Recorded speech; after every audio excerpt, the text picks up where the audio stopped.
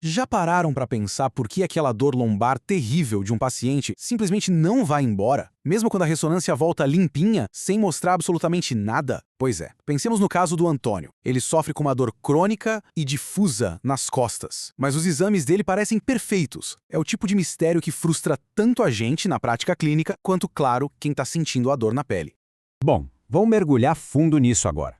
O foco da nossa análise de hoje é justamente desvendar os mecanismos reais por trás dessas dores lombares persistentes, e entender de uma vez por todas as dores miofaciais e seus famosos pontos gatilho. E, claro, discutir qual é a melhor abordagem terapêutica para esses casos complexos. O nosso roteiro hoje é super direto. 1. O cenário da lombalgia. 2. Casos e foco clínico. 3. A síndrome dolorosa miofacial. 4. Pontos gatilho e dor referida. E para fechar o ponto 5, a abordagem terapêutica multimodal. Então, começando pela seção 1, o cenário da lombalgia. A gente sabe muito bem o quanto a dor lombar crônica bate ponto no consultório, né? É sem dúvida uma das queixas mais frequentes e debilitantes que a gente enfrenta. Para entender essa dor que não tem uma lesão visível, a gente precisa focar no conceito de dor nociplástica. É basicamente uma alteração na nocicepção, mas sem nenhum dano tecidual ou inflamação rolando ali na hora. Pensem nisso como um alarme de carro com defeito, sabe? Aquele que dispara só com um ventinho. A estimulação contínua das estruturas profundas deixa os neurônios hiperreativos, gerando a tal da sensibilização central e bagunçando completamente a modulação da dor. Avançando para a seção 2, casos e foco clínico. A teoria é fundamental, claro, mas tudo faz muito mais sentido quando a gente olha para o que realmente acontece na prática clínica. E voltando para o caso do Antônio, a gente vê um contraste brilhante de dois quadros acontecendo ao mesmo tempo no corpo dele. De um lado, ele tem uma dor aguda no ombro, que é super localizada e transmitida pela via espinotalâmica lateral. É algo super pontual. Do outro lado, a dor lombar crônica é difusa, sentida como um peso constante e viaja pela via espinorreticulotalâmica. O pulo do gato aqui é que essa via crônica não transmite só a sensação física, os impulsos chegam lá nas regiões límbicas do cérebro. É exatamente por isso que a dor crônica arrasta junto a ansiedade e detona a qualidade do sono do paciente. E tem um outro cenário clássico e muito revelador. Imagine uma paciente de 57 anos com uma dor lombar extrema, lá no nível 9 ou 10, que irradia para o quadril direito. A ressonância magnética e o raio-x não mostraram absolutamente nenhuma alteração. Tudo perfeitamente normal, mas durante o exame físico, a palpação profunda em uma região bem específica gerou uma dor lancinante e uma contração muscular súbita. Olha só, essa é a pista perfeita para o diagnóstico que é totalmente invisível às imagens. O que nos leva à seção 3, síndrome dolorosa miofacial. É exatamente aqui que o mistério daquela dor terrível, mas sem lesão estrutural aparente, começa a clarear de vez.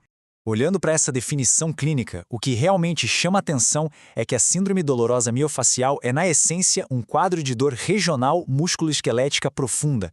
Ela é caracterizada pela presença daquelas bandas tensas no músculo esquelético. O motivo de não aparecer no exame de imagem é simples. A gente não está lidando com um osso quebrado ou um disco rompido, mas sim com uma condição muscular e neurológica altamente irritável. É um tecido vivo respondendo de forma totalmente exagerada.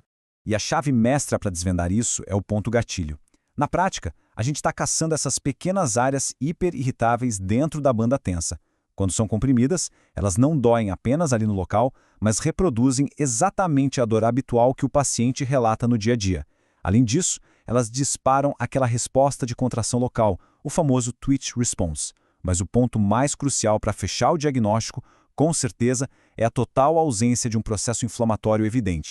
Seguindo em frente, seção 4, pontos gatilho e dor referida. Porque, como a gente bem sabe, na maioria das vezes, onde dói, nem sempre é onde o problema real está escondido.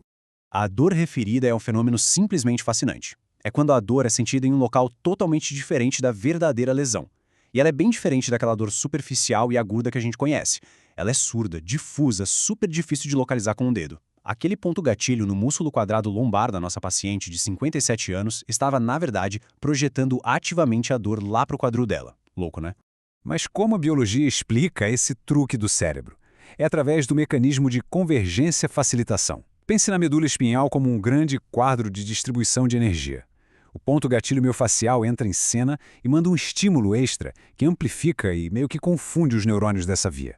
O cérebro acaba recebendo esses sinais embaralhados e projeta a dor para uma região distante. A prova clínica viva disso Se a gente aplicar uma anestesia local ou até gelo na área de referência, o paciente pode sentir um alívio temporário incrível, o que confirma toda essa fiação neural complexa.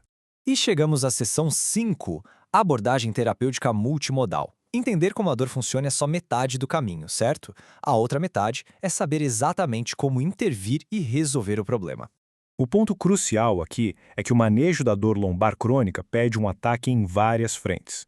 Na parte farmacológica, os analgésicos dão conta das exacerbações agudas, enquanto antidepressivos e relaxantes musculares ajudam na modulação central da dor que a gente comentou agora há pouco.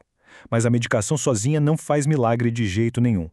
O sucesso clínico de verdade exige o tratamento não farmacológico combinado, a desativação direta dos pontos gatilho e uma reabilitação física intensiva. E aqui entra um conceito que é um verdadeiro divisor de águas, a via de mão dupla entre propriocepção e dor. A gente sabe que a dor crônica prejudica muito a percepção espacial do corpo. Só que ao focar em exercícios de estabilização do core lombar, a fisioterapia consegue literalmente reprogramar o sistema nervoso central para um estado de menor vigilância. Isso traz um alívio profundo e muito mais duradouro. Mas no fim das contas, a técnica pura não supera o cuidado humano. Uma reabilitação efetiva exige, sem dúvida alguma, uma abordagem biopsicossocial. A relação terapêutica é, em si mesma, uma baita ferramenta de tratamento. Praticar a escutativa e ter empatia de reconhecer que a dor do paciente é absolutamente real, mesmo quando os exames estão normais, reduz drasticamente a ansiedade e melhora muito dos desfechos. Em casos de dores tão complexas, a forma como a gente se comunica com o paciente é tão importante quanto a receita que a gente prescreve. E para fechar a nossa análise de hoje, fica uma provocação. Como o domínio completo dessa intersecção entre a neurofisiologia invisível dos pontos gatilho e o manejo biopsicossocial vai transformar definitivamente o tratamento da dor crônica nas nossas práticas diárias? A capacidade de olhar muito além da imagem de uma ressonância e tratar o sistema nervoso de forma integrada e humana é, sem dúvida, o verdadeiro diferencial clínico do futuro. Até a próxima!